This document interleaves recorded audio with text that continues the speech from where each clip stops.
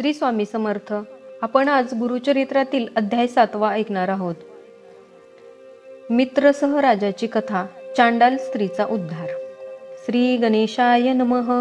नामधारक सिद्धाला म्हणाला, हे मुने, मला गोकर्ण क्षेत्राचे महात्म्य सांगणारी एखादी पुरातन कथा सांगा. सिद्ध म्हणाला, पूर्वी इक्ष्वाकु वंशात मित्रसह नावाचा राजा होऊन गेला.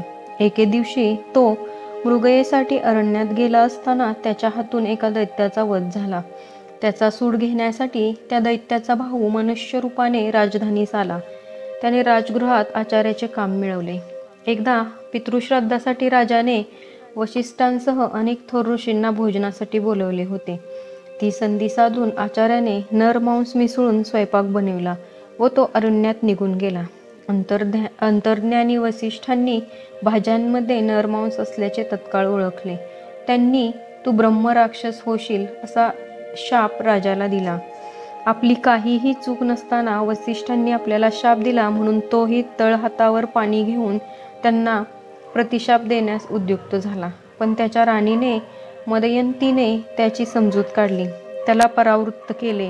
राजाने ते पाप संकल्पयुक्त जल स्वतःच्या पावलांवर टाकले. राणी वसिष्ठांना शरण गेली. पतीसाठी उपशाप देण्याची त्यांना विनंती केली. तुझ्या पतीला 12 वर्षांनी पूर्वरूप प्राप्त होईल असे सांगून वसिष्ठ निघून गेले.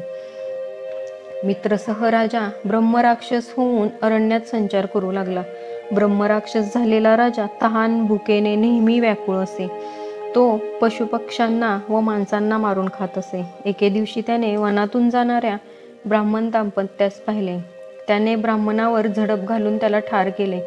ते क्रूर कृत्य पाहून संतापलेल्या ब्राह्मणीने त्याला शाप दिला, हे नराधमा, तुझ्या हातून ब्रह्महत्या घडली. तू वसिष्ठ ऋषींच्या शापाने ब्रह्मराक्षस झाला आहेस. 12 वर्षांनी पूर्वरूप प्राप्त झाल्यावर तू जेव्हा घरी जाशील तेव्हा पत्नीशी समागम करताच तुला मृत्यू येईल. ब्राह्मणीने आक्रोश करीत पतीच्या अस्थी गोळा केल्या आणि चिता प्रदीप्त करून स्वतःचेही अस्तित्व संपविले. 12 वर्षांनी मित्रसह राजा शापमुक्त होऊन पूर्वरूपाने घरी परतला. त्याला सुखरूप पाहून राणीला खूप आनंद झाला.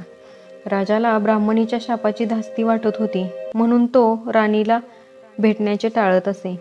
मदयंतीला ते खटकले. तिने राजाला समक्ष भेटून विचारणा केली. त्याने तिला ब्राह्मणीच्या शापाचा सर्व वृत्तांत सांगितला.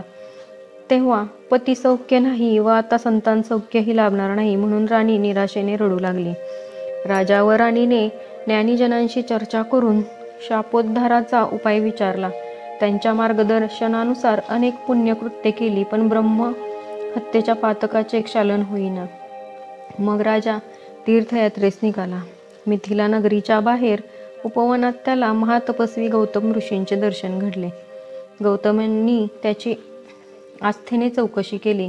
राजाने त्यांना सर्व घटनाक्रम सांगितला व उद्धार करण्याची विनंती केली. गौतम ऋषींनी मित्रसह राजाला गोकर्ण क्षेत्राचे महात्म्य सांगितले व पुढे म्हणाले, राजा, एकदा मी गोकर्ण यात्रेस गेलो होतो.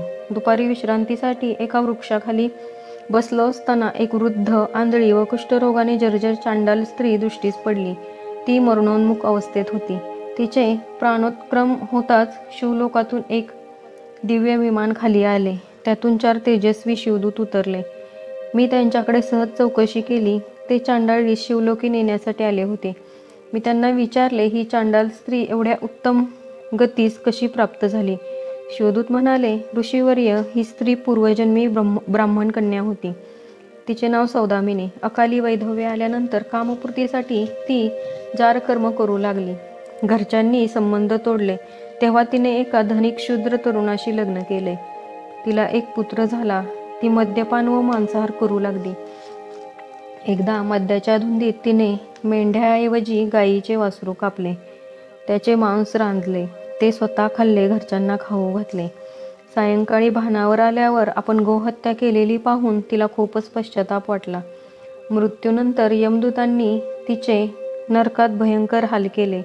तिला चांडाळ स्त्रीचा जन्म मिळाला. ती जन्मांध व कुरूप होती. मातापित्याच्या निधनानंतर ती निराधार झाली.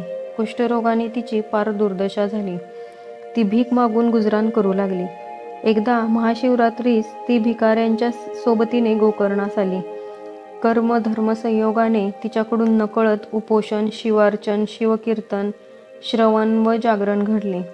महाशिवरात्रीस तिच्याकडून गोकर्ण क्षेत्री ही जी पुण्यकर्मे घडली त्यामुळे तिची पूर्वजन्म कृत सर्व पातके जळून गेली.